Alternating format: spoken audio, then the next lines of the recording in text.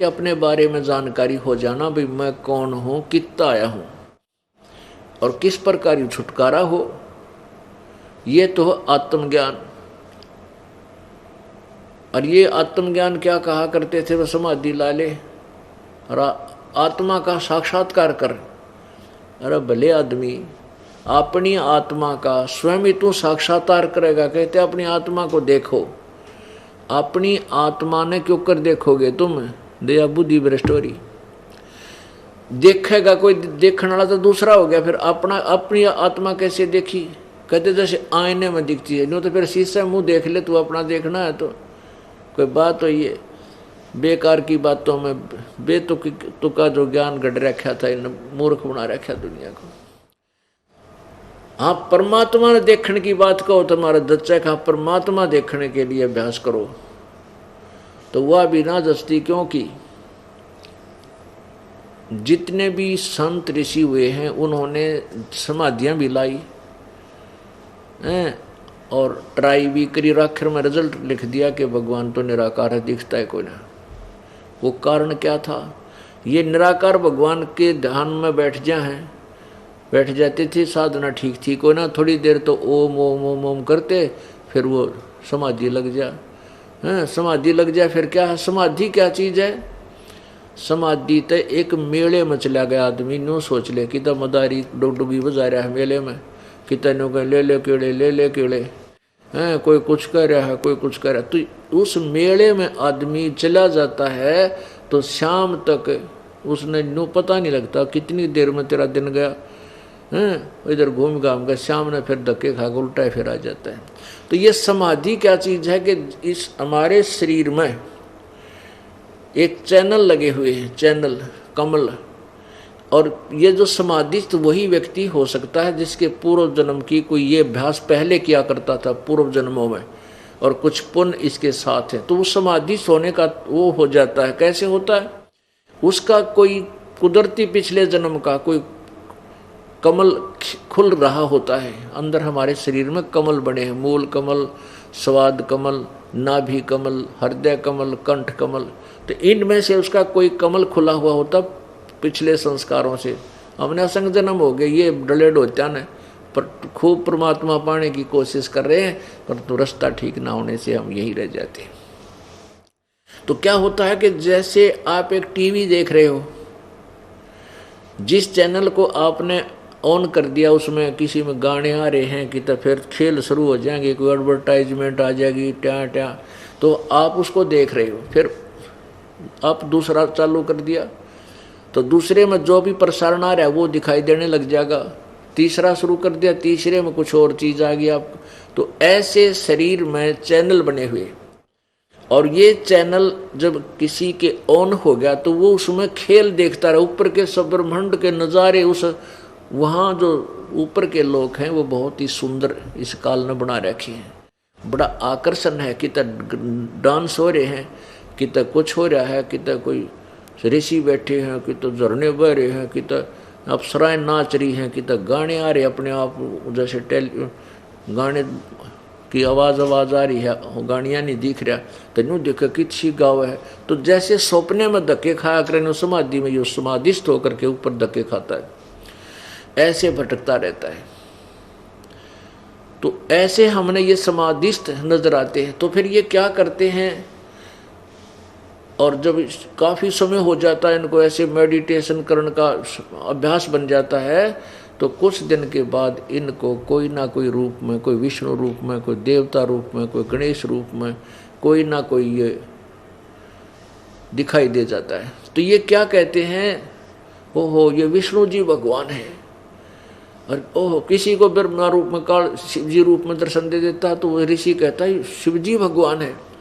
फिर वो देखते हैं भाई शिव जी भी भक्ति कर रहे हैं, ये भी समाधि में बैठा, फिर यूँ किसकी पूजा करता है। तो शिव जी से पूछते हैं तो वो कहता है विष्णु भगवान है। विष्णु से पूछते हैं कि शिव जी भगवान है। फिर वो कहते हैं ना भी भगवान तो दिखाई नहीं देता, वो तो निराकार है। ये इनकी थ्योरी उल्ट पुल्ट करके वहीं आ रुकती है। तो परमात्मा ये बताना चाहते हमारे को कि आत्म ज्ञान और परमात्म ज्ञान क्या है। कहते हैं कूप की छाया कूप के माही ऐसा आत्मज्ञाना। जैसे कुएं की कुएं की छाया और कुएं तक ही रह जाती है, बाहर उसका कोई लाभ नहीं। जैसे मकान बाहर बना हुआ उसकी छाया में आदमी बैठ सके है, पशु पक्षी बैठ सके है, गर्मी से बच सकता कुछ समय के लिए। कहते कुएं की छात है कुएं के माँ तेरा ऐसा आत्मज्ञान, ऐसा आत्मज्ञान। यानी आपने नो पता लग गया हम महादुखी हैं और ये तो बहुत बुरा लोक है, तो आपके पास विधि नहीं, उस कुएं मत निकलने का कोई तरीका नहीं, तो वो ज्ञान भी व्यर्थ है। जैसे आप सभी पुण्यात्मा कहीं ना कहीं संत ऋषि के चक्कर में फंसे हुए हो, क्योंकि आपको पता लग गया है कि भक्ति करनी चाहिए और आत्म कल्याण कराना चाहिए। आपको रास्ता ठीक नहीं मिला तो आपकी कुएं की छाया कुएं के माँ तेरा ऐसा आत्मज्ञान। अब हम परमात्म ज्ञान के विषय में जानकारी देंगे। परमात्मा सर्वश्रेष्ठ प्रभु। तो हमने साक्षात्कार परमात्मा का करना है, अपनी आत्मा का के करांगे करके बता। अपना बिरानवे टियोरी हो रहा साक्षात्कार, कोई कुत्ता बना अंडा कोई गधा बन रहे, सारे साक्षात्कार हो रहे हैं सबके। तो हमने तो परमात्मा का साक्षात्कार करना है, ना कि अपनी आत्मा का। अपनी आत्मा की दुर्गति हमने बिराने सारी सबकी हो रही। तो वो परमात्मा कौन है, कैसा है, कहाँ रहता है, उसका नाम क्या है, उसके पाने की विधि क्या है, ये परमात्म ज्ञान है, ये तत्व ज्ञान है। और ये परमात्म ज्ञान परमात्मा ने स्वयं ही आकर के यहाँ बताया है। बाकी किसी के पास ज्ञान नाम की छींट नहीं है, एक किरका भी नहीं है, एक कण भी नहीं है ज्ञान का। कोरा अज्ञान डरे डो है। तो यहाँ क्या बता रहे हैं, परमात्मा ने स्वयं ही आकर के हमें बताया कि भाई तुम इस काल के जाल में कैसे फंसे। पुण्यात्माओं, अभी तक ये दंत कथा सुनाया करते। अब जैसे सभी प्राणी परमात्मा की भक्ति करते हैं और आत्म कल्याण चाहते हैं। आपको सभी ऋषि महर्षियों के और ये नकली वर्तमान के पंथों की सारे सदग्रंथ आपके सामने दिखा रखे दास ने, कि सभी कहते हैं पार हो जाओ नहीं तो काल के मुख में रह जाओगे। सारे काल के मुख में एक समय एक शिकारी, एक समय एक तोता पकड़ लिया किसी ने, और वो तोता पिंजरे में बंद करके वो बेचने के लिए जा रहा था। आगे तो एक साधु संत मिल गया, भक्त दयालु इंसान। उसने विचार किया कि ये तोता जंगल में घूमने वाला फ्री यानी बहुत स्वतंत्र पक्षी पिंजरे में फंस गया, सारी उम्र इसमें रहेगा, क्यों ना मैं इस तोता बेचने वाले से इसको लेकर के और जंगल में छोड़ दूं, पुण्य होगा। उसने इसी दृष्टिकोण से वो 5 रुपये में तोता ले लिया पिंजरे समेत। अब उस भगत ने सोचा, उस संत ने सोचा कि मैं इसने कुछ शिक्षा दे दूं, पढ़ा दूं, कहीं वो फेर ना चक्कर में फंस जा। अब उस जाकर के श्री ऋषि ने उस तोते से कहा, भाई तोता राम तू क्यों कर फंसा भाई इस जाल में, कैसे फंसा तू पिंजरे में। कहने लगा जी शिकारी आया था और वहाँ दाने डाल दिए, हम दाने खाने लग गए, कणक गेहूँ बाजरा ज्वार डाल दी, हम वो खाने लग गए और शिकारी ने जाल डाल दिया, हम जाल में न्यों फंस गए। तो वो संत कहने लगा, भाई तोता राम जय मैं तने छोड़ दूँ खोल दूँ, तू आगे तो जाल में नहीं फंसेगा। अक ना जी, अक सुन ले तो ध्यान रखिए, देखिए ख्यास रखिए और तोतों और अपने साथी तोतों को बता देना, पक्षियों को, भाई शिकारी आवेगा और जाल दाने डालेगा, जाल डालेगा, दाने डालेगा, तुम दाने मत खाइयो, दाने नहीं खाओगे तो फंसोगे कैसे? हाँ जी बिल्कुल ठीक है। तो उस तोते तो फिर बोला, गुरुजी बोला, भाई यो जो मैंने तेरे को एक विधि बताई है तेरा याद होगी? तोता बोला, जी कति याद होगी, सुना। शिकारी आवेगा, दाने डालेगा, जाल बिछावेगा, हम दाने नहीं खावांगे तो जाल में कैसे फंसेंगे? अब गुरुजी ने 2 4 10 बार उसे एक पाठ सुना, तोते ने फटाफट सुना दिया। अब गुरुजी ने सोचा भी तोता सियाना हो गया, ये फंसेगा नहीं, और कहा बेटा औरों को भी बता देना, जाकर के सब पक्षियों को ये पाठ याद करा देना। अच्छा जी। अब तोता छोड़ दिया। अब तोता पहुंचा अपने मित्रों और परिवार में, उन सब में गुरु पाक गया ने बोला, सुनो आपको मैं एक विधि बताता हूँ, हम कैसे जाल में फंसते। शिकारी आवेगा, दाने डालेगा, जाल बिछावेगा, हम दाने नहीं खाएंगे तो हम जाल में फंसेंगे कैसे? हाँ, सब ने जितने भी तोते थे उस जंगल के, उसने सबका गुरु पाक गया और सब तय पाठ पढ़वा दिया। एक दिन एक शिकारी उस क्षेत्र में पहुंच गया जहां पर वो गुरुजी के चेले थे, वो तोते। उसने जब वहां उनकी आवाज सुनी, कहने लगे, वो क्या बोल रहे थे, शिकारी आवेगा, जाल बिछावेगा, दाने डालेगा, हम दाने नहीं खाएंगे तो हम फंसेंगे नहीं जाल में। अब शिकारी ने सोचा, भाई तू तो आज रोंग स्थान पर आ गया, गलत जगह आ गया, तो सारे तोते पढ़े पढ़ाए हैं, तो एक भी ना फंसा जाल में, बात बिगड़ गया। तो भाई 5-6 किलोमीटर जंगल में आया, यहाँ तो कसूते, ये तो ज्ञानवान आदमी टकरा गए, पक्षी टकरा गए, तो एक भी ना फंसा। उसने सोचा चल कुछ दाने डालकर जाल बिछा देता हूँ, थोड़ी बहुत देर देख लेता हूँ, को फंसेगा ठीक से, न ठा कर जाल चल पड़ूंगा। उसने दाने डाल दिए, जाल बिछा दी। वो मेरे जैसा गुरु बन रहा, सबसे पहले वो पहुंचा दाने खान, फिर उसके चेले सारे, और दाने खा रहे हैं और कह रहे हैं शिकारी आवेगा, जाल बिछावेगा, दाने डालेगा, हम दाने नहीं खाएंगे तो हम फंसेंगे कैसे? अब शिकारी ने सोचा, रहे तो कति बोली पीरियड बांडे हैं, इनमें हरदम जगह कति नहीं। उसने वो जब हो रही है ना 20 30 50 उसमें इकट्ठे हुआ जाल खींच ली, सारे जाल के वहां। अब उसने करके इकट्ठा जाल पीछे डाल लिया, और वो तोते कमर में लटका लिए चल पड़ा वापस। अब बड़ा दाव लगा आज तो।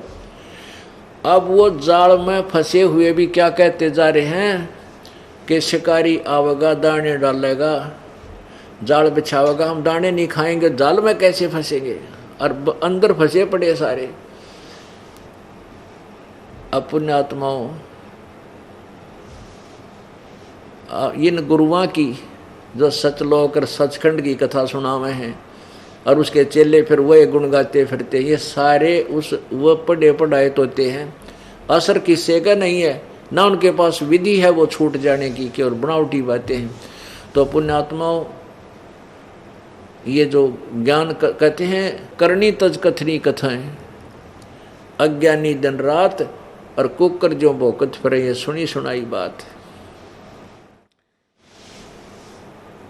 हम सभी काल के जाल में फंसे हुए हैं, और पुण्यात्माओं ये कथा आपको सुनाई जाती है, ये ज्ञान दिया जाता है, तुम उस तोते वाला काम मत करियो, इसने आप तक ग्रहण करो, को नहीं रोरा न बताने लग जाओ। आप भी उसमें अमल करो और औरों को भी सुनाओ, और लेकिन दृढ़ करके काल के जाल से निकलने का सचमुच प्रयत्न करो। कहते हैं ये बातें कहने सुन की नहीं, ये कर पाड़ने की हैं। ये केवल कहने सुन तो बात नहीं पड़ेगी, ये करें पार पड़ेगी, पीछा छुटवाना पड़ेगा। अब आपको परमात्मा की कथा सुनाते हैं, हम कैसे काल के जाल में फंसे। सृष्टि रचना। पुण्यात्माओं, जब तक आपको सृष्टि रचना का ज्ञान नहीं होगा, आप आध्यात्मिक मार्ग को, अध्यात्म ज्ञान को कह भी नहीं समझ सकोगे। सृष्टि ज्ञान को आपने कति रटना पड़ेगा। जैसा कि हम इन गुरुओं से सुना करते थे कि ब्रह्मा विष्णु महेश तो अजरो अमर हैं, इनके कोई माता पिता नहीं है, ये तो सर्वशक्तिमान हैं, सर्वेश्वर हैं, महेश्वर हैं, मर्तुंजय हैं, कालज्य हैं, पता नहीं क्या उपमा दे रखी थी। और ये खुद कहते हैं हमारा तो जन्म और मृत्यु होता है, इनके माता पिता लिखे हुए इन्हीं की जीवनी में, इन पुराणों में लिखा हुआ। और ये हमारे जो पूर्वज थे, हमारे हिंदू धर्म के गुरुजी थे, वह हमारे माता पिता पूर्वजों को ये भी नहीं बता सके इन पुराणों में लिखा क्या है, केवल दंत कथा सुनाते थे, उनके विपरीत ज्ञान देते थे। अब ये कथा आपको सुनाएगा ये दास, जो प्रथम बार सुनेगा उसको तो ऐसा लगेगा जैसे ये बनावटी सी बातें हैं, और जब आपके को ये दास प्रमाण दिखाएगा आप दांतों तले उंगली दबाओगे को हो सचमुच या तो सारी कहानी ऐसे थी।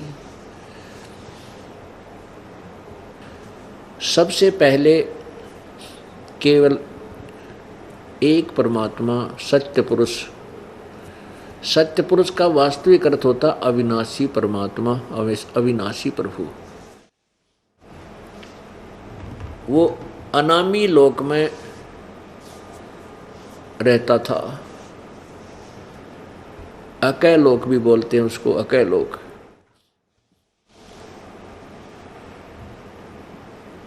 फिर उस परमेश्वर ने नीचे के 3 लोकों की रचना की अपनी वचन शक्ति से। अगम लोक, फिर नीचे का उससे नीचे अलख लोक, और फिर सबसे नीचे सत्यलोक। ऐसे उस अनामी लोक से अन्य 3 लोकों की ओर उस परमेश्वर पूर्ण परमात्मा ने, पूर्ण प्रभु ने यानी कबीर देव ने रचना की। और ऊपर के 3 लोकों को यानी अविनाशी रूप में, स्थायी रूप में रचा, वो कभी नाश में नहीं आएंगे। उसी एक परमात्मा ने अपने अनेक रूप बनाए।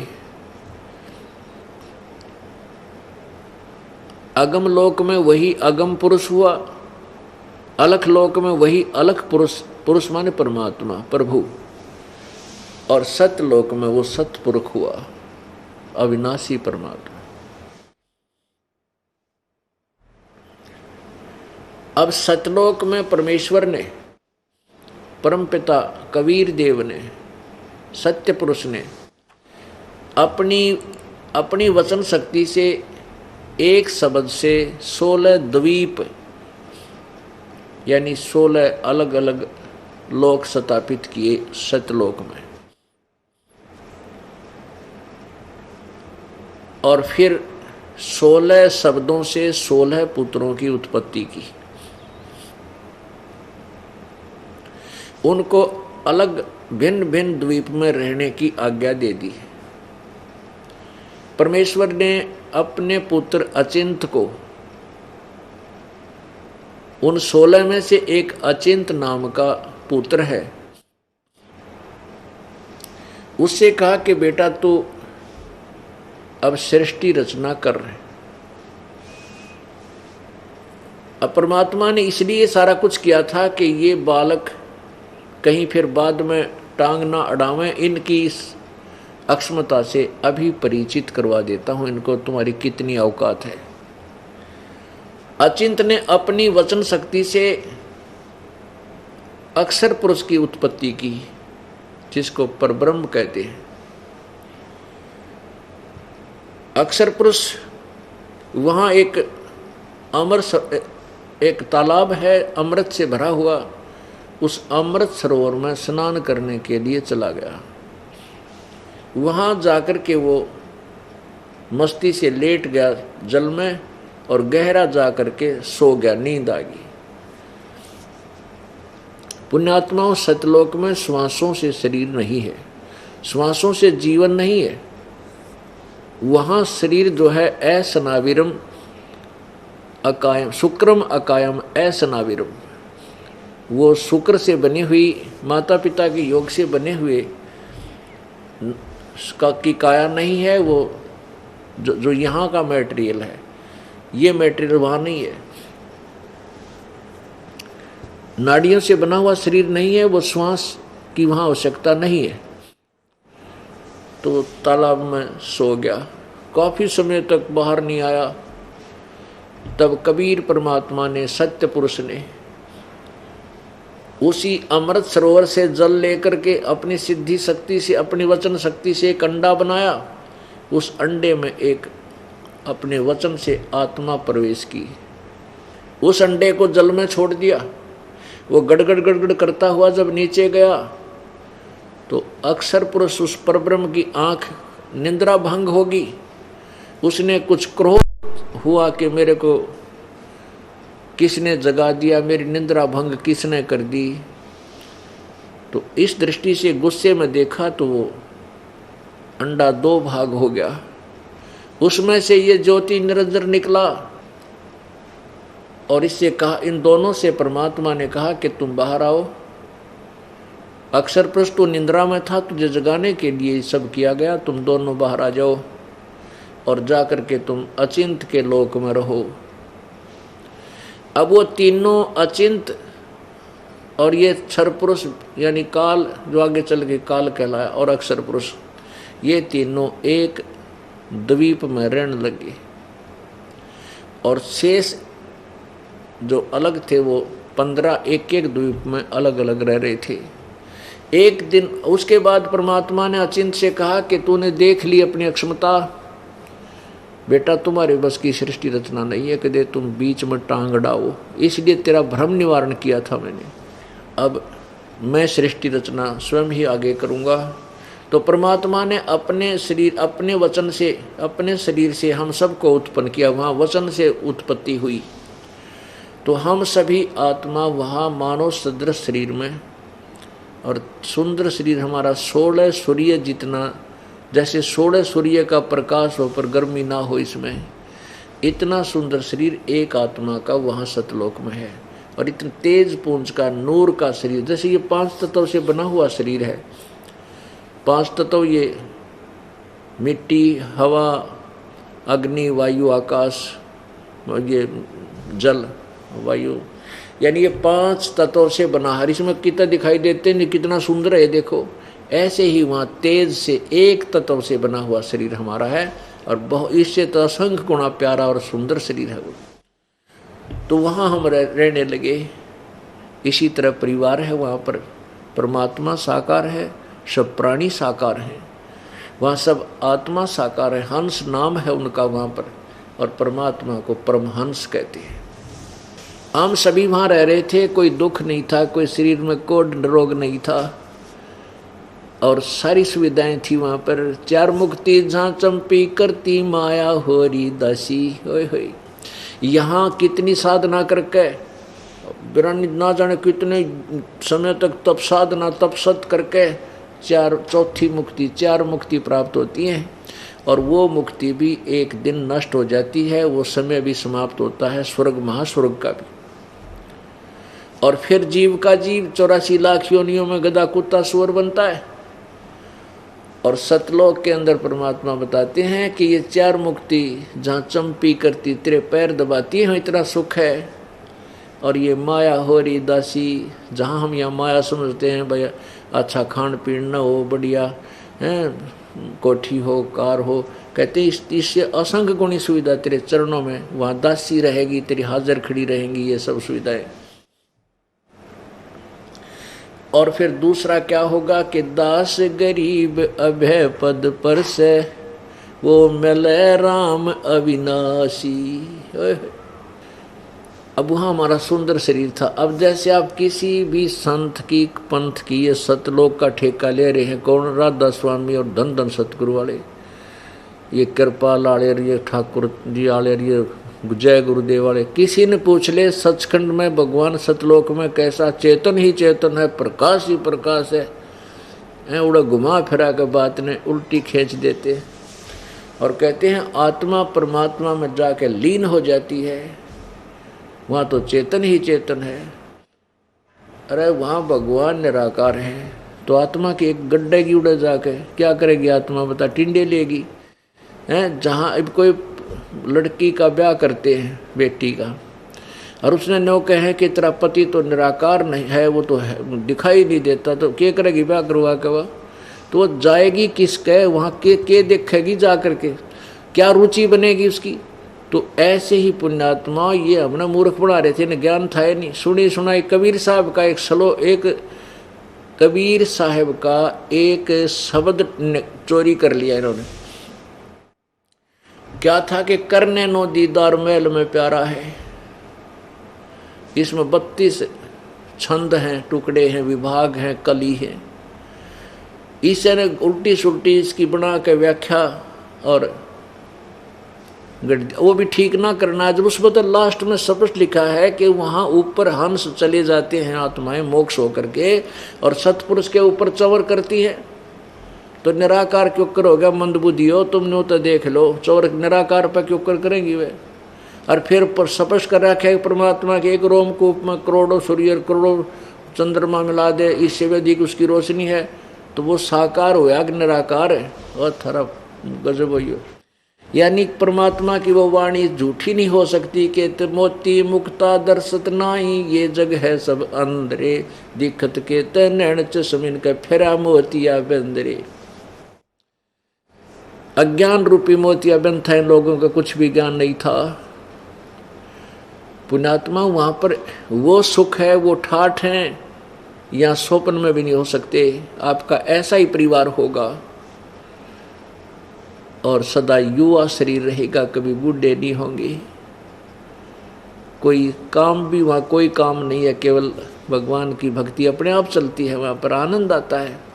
और फल और आहार वहाँ अमृत आहार है, अमृत ही वहाँ अमृत जैसे मीठे फल हैं, सदाबहार बाग हैं, और सदा बसंत रूपी ऋतु रहती है, कोई गर्मी सर्दी नहीं है। वहाँ दिन रात नहीं है, वो तेजों में लोक है, सौ प्रकाशित है।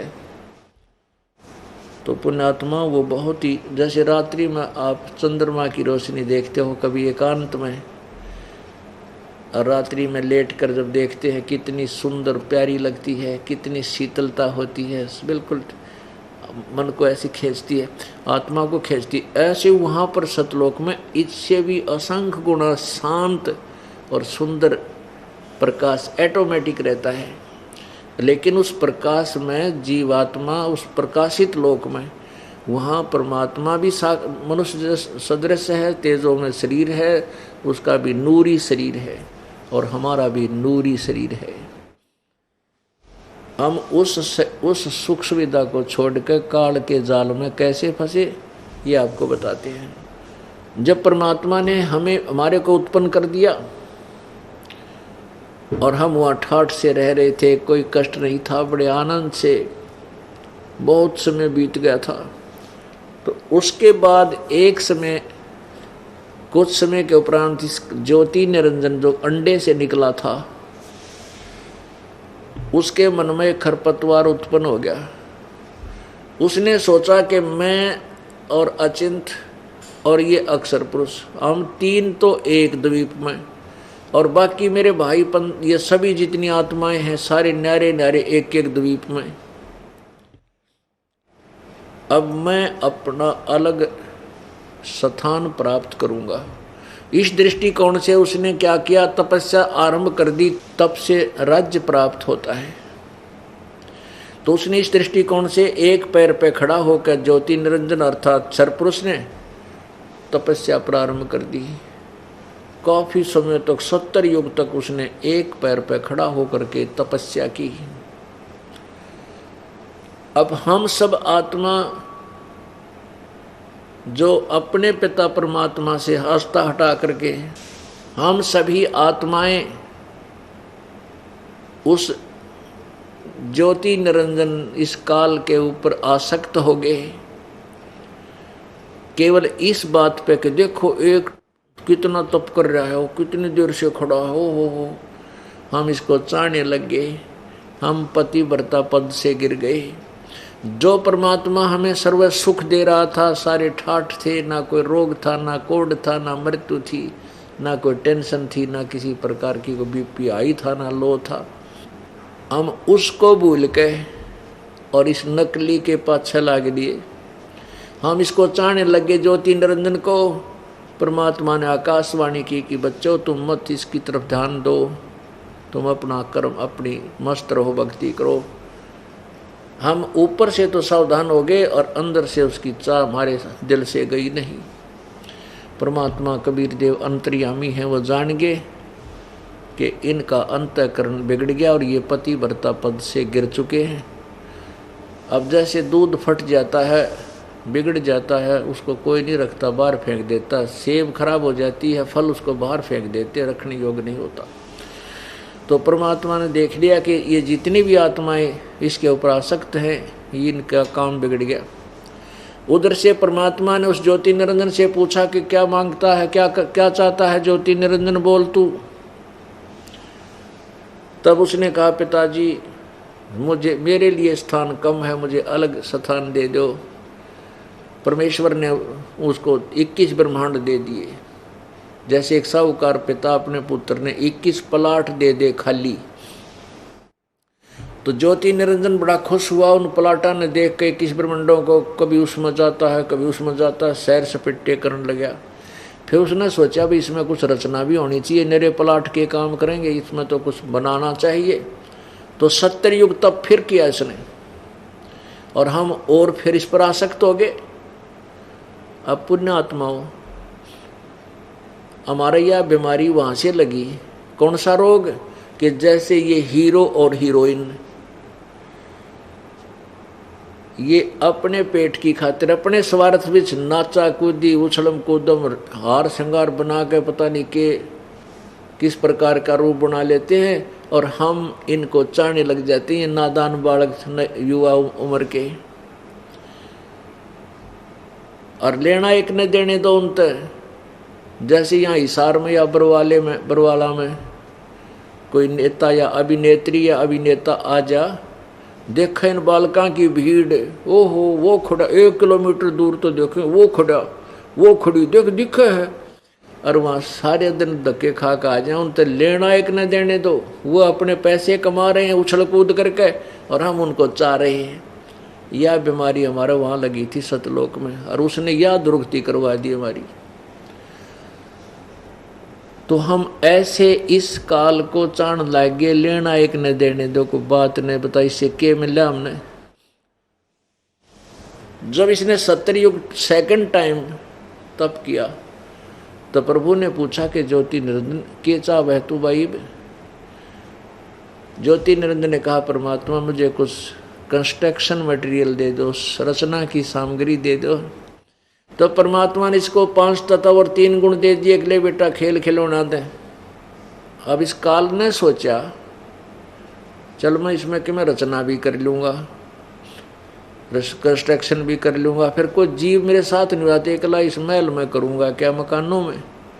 इसने सोचा मुझे कुछ आत्मा भी चाहिए। तो इस ज्योति निरंजन ने 64 युग तप जब फिर कर लिया, तो परमात्मा ने पूछा, भाई क्या चाहता है निरंजन? जो मांगा था तुझे मैंने दे दिया, वो क्या डिमांड रहेगी तेरी? तब ज्योति निरंजन ने कहा, पिताजी मुझे कुछ आत्मा दे दो, मेरा अकेले का दिल नहीं लगता। परमेश्वर बोले, नहीं भाई, ये मेरी आत्मा है, मेरे शरीर से निकली है, मेरे बच्चे हैं ये। अब तुझे कैसे दे दूँ? तू इनकी दुर्गति करेगा, बिरानमट्टी करेगा। ने बोला, नहीं पिताजी, मैं सत्य का राज करूँगा, जो जिसा कर्म करेगा उसे उसे फल दे दूंगा। पहले परमात्मा ने ये से वचनबद्ध करवा दिया जानबूझ करके। ये आत्मा तो कंडम है, यहाँ रखण जोगी रही को ना सतलोक में, और इस काल का फंसेंगे कदे न और काल ना कर दे। इसलिए पहले इसे कहला दिया कि जो जैसे कर्म करेगा मैं वैसे ही फल दे दूंगा, मैं दुखी नहीं करूँगा। अच्छा, परमात्मा बोला, भाई देख, तेरे किसी भी जप तप के बदले में आत्मा नहीं दे सकता। हाँ, एक तरीका है, यदि कोई तेरे सब इच्छा से अपने तेरे साथ जाना चाहती है इन आत्माओं में, तो तू ले जा, पूछ ले इनका। अब वो ज्योति निरंजन, ये ब्रह्म क्षर पुरुष हमारे पास आया, और हम इसके आते इसके चारों तरफ इकट्ठे हो गए। जो आज ये कुत्ते गधे सुअर चींटी हाथी राजा ब्रह्मा विष्णु महेश और बने बैठे हैं, दुर्गा, ये सारे वहाँ थे और इसके चारों तरफ इकट्ठे हो गए। ये कहने का मैंने तप करके पिताजी से अलग से ब्रह्मांड लिए हैं, वहाँ ये बनाऊंगा, दूधा की नदी बहाऊंगा, फलदार वृक्ष खिलाऊंगा और ऐसे करूंगा, मेरे साथ चलोगे तुम? हम तो पहले तैयार थे, क्योंकि हम तो फंस चुके थे, इसका आसक्त हो चुके थे इस पर। तो हमने कहा, आप जी ने कहा, परमात्मा हमें बता रहे हैं, ये दास परमेश्वर की तरफ से सुना रहा है और अपने आप को भी आपके साथ ही लगा के कह रहा है। फिर हमने क्या कहा कि यदि हम चल पड़ेंगे तेरे साथ, लेकिन पिताजी की आज्ञा हमें मिल जाए तो चलेंगे, पिताजी की आज्ञा दिला दो। तब ज्योति निरंजन ने कहा, पिताजी वहाँ जा कर के परमेश्वर के पास कि पिताजी कुछ आत्मा मेरे साथ चलने को तैयार हैं, स्वीकृति दे रही हैं। परमात्मा ने कहा, परमेश्वर कबीर देव ने, सत्य पुरुष ने, कि मेरे सामने चल, मेरे सामने हाँ भरवा दे, मेरे सामने स्वीकृति देंगे तो मैं भेजूंगा, तेरी बात का विश्वास नहीं करता। परमात्मा कबीर देव जी आगे और ज्योति निरंजन खड़ा, हम वहीं खड़े बैठ गए सारे एकदम। परमात्मा ने कहा, भी जो भी ज्योति निरंजन के साथ इसके लोकों में जाना चाहता है, हाथ खड़ा करो। खड़े होकर के स्वीकृति दो। अब सब के सब चुप, सन्नाटा छा गया कि अपने पिता के सामने क्यों करके हम इसके साथ जाएंगे। एकदम शर्मिंदे हो गए, नीचे नाड़ कर ली। परमेश्वर ने कहा कि ज्योति निरंजन, तू तो कह रहा था कुछ जाना चाहते, तो कोई नहीं बोल रहा। तब एक आत्मा ने सोचा कदे बात बिगड़ जाए और स्वीकृति ना मिले, फटाफट खड़ी होगी। सबसे पहले देर किया, हिम्मत की। अब काल के जाल में फंसने की हिम्मत की उसने। सबसे पहले खड़ा होकर कहा, मैं जाना चाहता हूँ। तो उसके बाद तो हम सभी ने हमने सोचा कदे ये एकली ये कर जा काम, सारे सुख ने लूट जा, हम पाछे रह जा। तो हम सभी खड़े हो गए, सौरे के सौरे जितने ये असंख्य प्राणी की, ये जितने कीटाणु भी बने हैं, मच्छर माखी बने हैं यहाँ पर, तो हम सभी खड़े हो गए। तब परमात्मा ने कहा, भाई ठीक है ज्योति निरंजन, अब ये जितने भी आत्मा ने तेरे साथ चलने की स्वीकृति दी है, इनके कोड वर्ड मेरे पास है, इनका मैंने पहचान कर ली है, और जा तू अपने 21 ब्रह्मंडों में, मैं इनको तेरे पास भेज दूंगा, लेकिन और तरीके से भेजूंगा।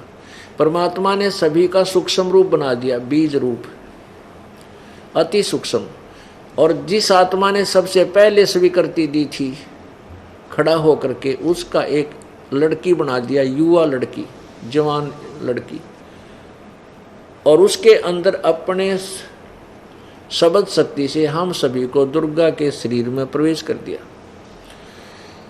और परमात्मा ने कहा, बेटी मैंने तेरे को शब्द शक्ति दे दी है, तो ज्योति स्वरूप निरंजन के पास जा, वो जितने भी जीव कहे तू वचन से, शब्द से उत्पन्न कर देना। परमात्मा ने उस लड़की को आकार लड़की का अवश्य दे दिया था, लेकिन उसको प्रजनन इंद्री नहीं लगाई थी। अब अपने पुत्र, एक और पुत्र, जो 16 सबसे पहले 16 पुत्रों में से एक सहज दास है, एक जोग जीत है, जिसको योग संतान भी कहते हैं। तो उनमें से सहज दास से कहा कि जा बेटा अपनी बहन को तो निरंजन के पास छोड़ के आ, और उसको बता देना कि मैंने इस बहन को, बेटी को आशीर्वाद दे दिया है, वचन शक्ति दे दी है, और सभी आत्मा इसके शरीर में प्रवेश कर दी जो तेरे साथ आना चाह थी। ये अपने वचन से ये जितने तू जीव कहेगा बना देगी।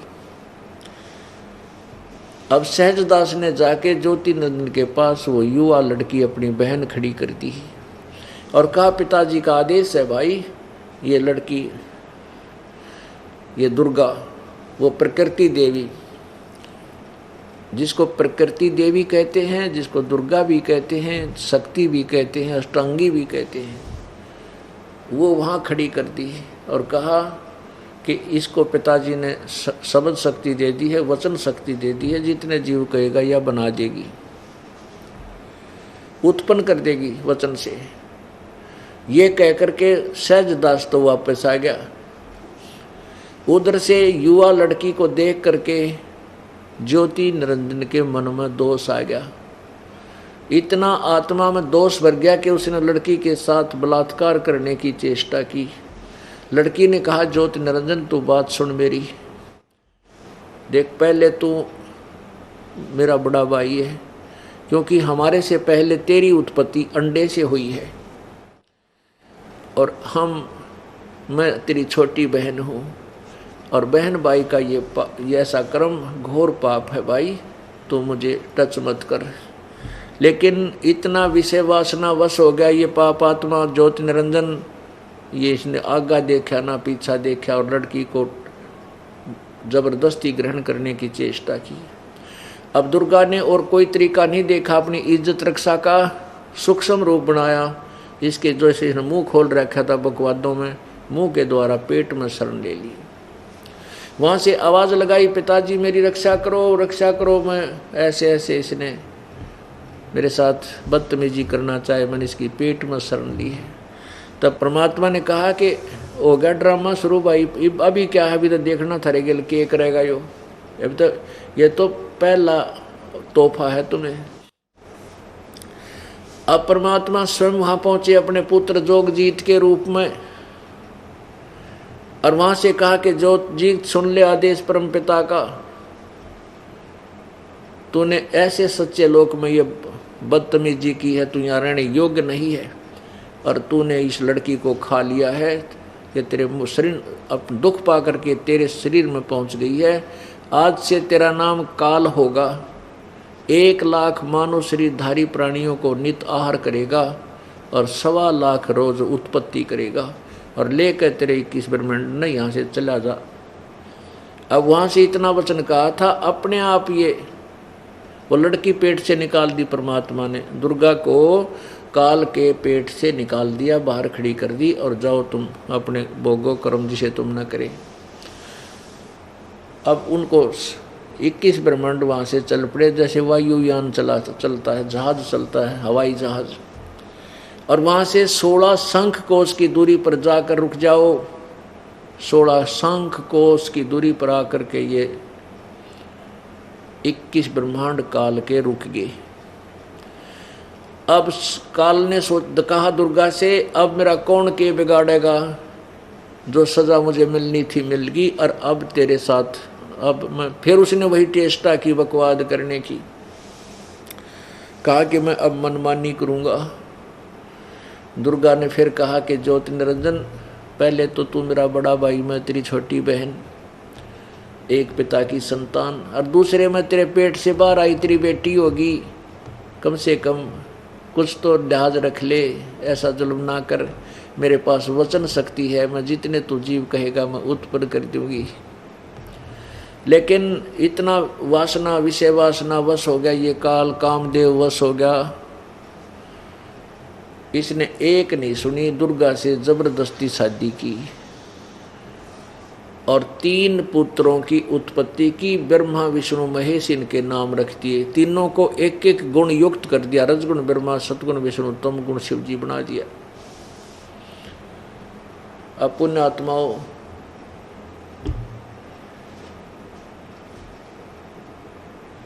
ये सृष्टि रचना आपको दास ने परमात्मा की बताई हुई सुनाई। जिन्होंने ये सृष्टि रचना नहीं सुनी है वो ये सोचेगा यह तो बनावटी बात है, किताब न सुनी ना देखी, ना कोई शास्त्र में प्रमाण नहीं, कैसे माने। आपको इतने प्रमाण दे दूंगा कि आपका दिमाग सुन्न हो जाएगा, कर तेरा गजब। ये अपने सदग्रंथों में लिखा था ऐसा ही, जो कि आज से 600 वर्ष पहले परमात्मा ने अपने सिंपल लैंग्वेज में, साधारण भाषा में बताया था कि धर्मदास ये जग बोराना, कोई न जाने पद निर्वाणा, यही कारण मैं कथा पसारा, जग से कहिए एक राम नियारा। अब मैं तुमसे कहूँ चिताई, तेरे देवन की उत्पत्ति भाई। अब मैं तुझसे इन तेरे तीनों भगवानों की, ब्रह्मा विष्णु महेश का जन्म बताता हूँ, क्यों करो या कैसे हुआ। अब ये जैसे दास ने कल आपको यह कथा सुनाई थी, परमात्मा की अमर वाणी सुनाई थी, कबीर वाणी, अब आज समझ में आओगी आप क्या कैसे अब मैं तुमसे कहूँ चिताई, तेरे देवन की उत्पत्ति भाई। तेरे तीनों देवता रजगुण ब्रह्मा, सतगुण विष्णु, तमगुण शिव जी की उत्पत्ति सुनाता हूँ, बताता हूँ कैसे इनका जन्म हुआ। कुछ संक्षेप कहूँ गहुराई, सब संशय तो मेरे मिट जाई। संक्षेप से बताऊंगा पर इसमें तेरे सारे संशय खत्म हो जाएंगे। बरम गए जग वेद पुराना, आदि राम का भेद न जान्या।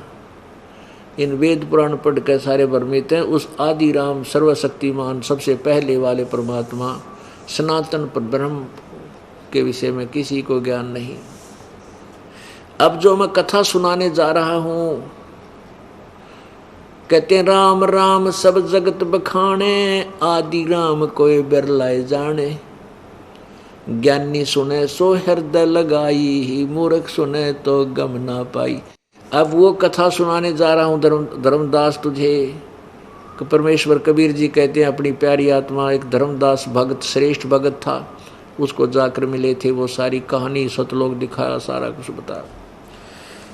अब मैं तुझे जो कथा सुनाने जा रहा हूँ, सृष्टि उत्पत्ति, सृष्टि की रचना की, कि समझदार व्यक्ति बुद्धिमान तो तुरंत स्वीकार कर लेगा प्रमाण देख के सुन के, और मूर्ख सुने तेनों का झूठ है, झूठ है, हम नहीं मानते, हमने देखा है कोई ना सुना है कोई। अरे सुना दूंगा और दिखा दूंगा, सारे प्रमाण आपके सामने रखूंगा, तब ये सत्य कथा आपके सत्य स्वीकार्य होगी।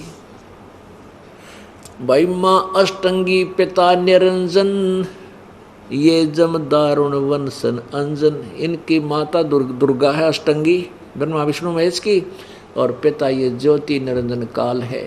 ओए पहले कीन निरंजन राई, पीछे से माया उपजाई।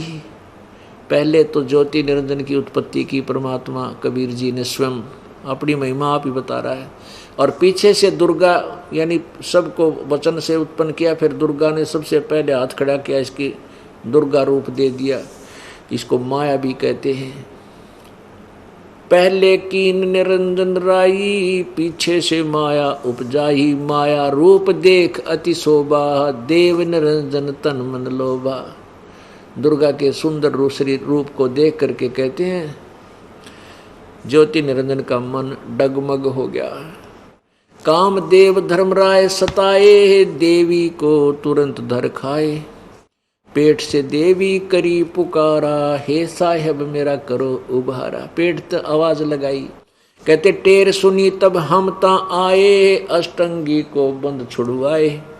जब उसकी पुकार सुनी तो मैं वहां गया उसके 21 ब्रह्मंडों में, और दुर्गा को उसके पेट से निकाला, उसकी बंद छुड़वाई। सतलोक में कीन्हा दुराचारी, काल निरंजन दी नैनकारी। इन्होंने वहाँ दुराचार किया था ज्योति निरंजन ने, इसलिए वहाँ से ये भगा दिया था, यहाँ डाल दिया। माया समेत दिया भगाई, 16 शंख कोस दूरी पर आई। अष्टंगी और काल अब दोई, मंद कर्म से गए बिगोई। अब देखो कहते हैं ये काल और ये दुर्गा अष्टंगी, ये अपने ही दुष्कर्म के कारण विनाश को प्राप्त हुए। अब मंद कर्म यानी निकम्मा काम निरंजन ने तो किया, वहाँ इसके साथ दुर्व्यवहार करना चाहा, ये मंद कर्म। और दुर्गा ने मंद कर्म किया कि अपने पिता परम पिता को छोड़कर इस काल के ऊपर आसक्त हुई, इसलिए इसकी विरानुमाटी दुर्गति हुई। आप पढ़ कर देखो इस दुर्गा की दुर्गति। कभी तो महिषासुर इसका पाछा पड़ रहा है, कभी कोई साला राक्षस गेल भाज रहा है, कि तो इसकी और नाड़ काट दी किसी ने, कि तो कुछ हो रहा है। तो ये इतनी विरानुमाटी इसकी, यहाँ एक पल भी चैन नहीं इसको। अब क्या बताते हैं, अष्टंगी और काल अब दोई, मंद कर्म से गए बिगोई। धर्मराय को हिकमत की ना, नख रेखा से भग कर लेना। दुर्गा के स्त्री इंद्री नहीं थी, केवल रूप स्त्री का था, तो इस काल ने अपने नाखनों से ये भग बनाया और फिर इसने 3 पुत्रों की उत्पत्ति की। धर्मराय को हिकमत कीना, नखरेखा से भग कर लीना। धर्मराय कीने भोग विलासा, माया को रही तब आशा। कहते हैं फिर दुर्गा गर्भवती होगी। 3 पुत्र अष्टंगी जाए, ब्रह्मा विष्णु शिव नाम धराए। 3 देव विस्तार चलावे, इनमें यो जग धोखा खावे। इस काल के विस्तार को ये 3 पुत्र काल के चला रहे हैं और इन्हीं की पूजा में, इसी में ये लोग भोली आत्मा धोखा खा रहे हैं, इन्हीं की पूजा में लगे हुए हैं। पुरुष गम कैसे कोई पावे, काल निरंजन जग फरमावे। अब कहते हैं उस परम पिता परमात्मा के विषय में कौन समझे, यो काल सभी को भ्रमित करके उल्टा ज्ञान दे देता है। पुरुष गम कैसे कोई पावे, काल निरंजन जग भरमावे। 3 लोक अपने सुत दीना, सुन निरंजन बासालीना। अपने तीनों पुत्रों को ये 3 लोक देकर और स्वयं ब्रह्मलोक में सबसे ऊपर के स्थान पर ये काल विराजमान है, सुन शिखर में बैठा है। 3 लोक अपने सुत दीना, अपने सुतों को अपने पुत्रों को दे दिया। और सुन निरंजन बासा लीना, अलख निरंजन सुन ठिकाना, ब्रह्मा विष्णु शिव भेद न जाना। अब ब्रह्मा विष्णु महेश भी तपस्या करते हैं, भगवान ढूंढांगे भगवान ढूंढांगे, वो मिलता कोई ना। कहते हैं इन्होंने ब्रह्मा विष्णु महेश को ये ज्योति निरंजन के दर्शन नहीं होली, ये भी नहीं मिलता। 3 देव सो उसको ध्यावे, निरंजन का वो पार न पावे। अलख निरंजन बड़ा बटपारा। इस ज्योति निरंजन को परमात्मा कबीर जी कहते हैं बड़ा बटपारा। बटपारा माने ठग, धोखेबाज आयो। अलख निरंजन बड़ा बटपारा, 3 लोक जीव करे आहारा। 3 लोक के जीवों को खा रहा है। ब्रह्मा विष्णु शिव नहीं बचाए, सकल खाए पुन धूर उड़ाए। 3 तिनके सुत हैं तीनों देवा, अंदर जीव करत है सेवा। आय हाय हाय, कमाल कर दिया कबीर भगवान ने। कहते हैं ब्रह्मा विष्णु महेश को भी खावेगा, क्योंकि 7 ब्रह्मा की मृत्यु के बाद एक विष्णु की मृत्यु, 7 विष्णु की मृत्यु के बाद एक शिव की मृत्यु। ये स्वयं भी कहते हैं कि हमारा तो जन्म और मृत्यु होता और हम इनको अजरो अमर सर्वेश्वर महेश्वर मान रहे थे। ये नकली गुरुओं की अपनी दंत कथा थी, यथार्थ ज्ञान नहीं था।